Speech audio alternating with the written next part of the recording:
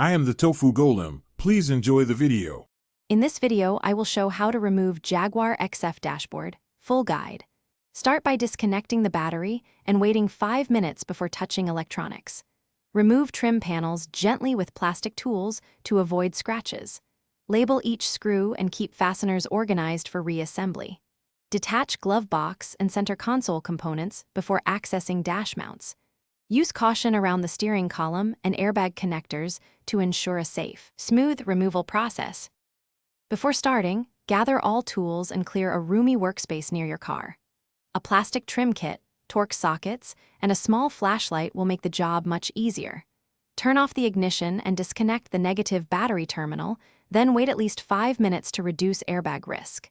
Keep labeled containers for screws and take photos during disassembly to simplify reassembly later. Comfortable lighting speeds up every step. If you're finding this guide helpful, please subscribe and like so I can keep making useful videos. Quick recommendation: on another note, life's too short for cheap socks. Go darn tough with a lifetime warranty. They make long garage days comfier. Check the description for the link and other deals, then grab a pair if you want. Thanks for the support. Now let's get back to the video. Begin by prying off trim and air vents with plastic tools, exposing the Torx and Phillips screws. Work methodically from the top down, removing fasteners and supporting the dash to prevent sagging. Carefully unclip electrical connectors, marking each harness as you go for easy reconnection. Remove HVAC ducts and vacuum any debris to keep components clean.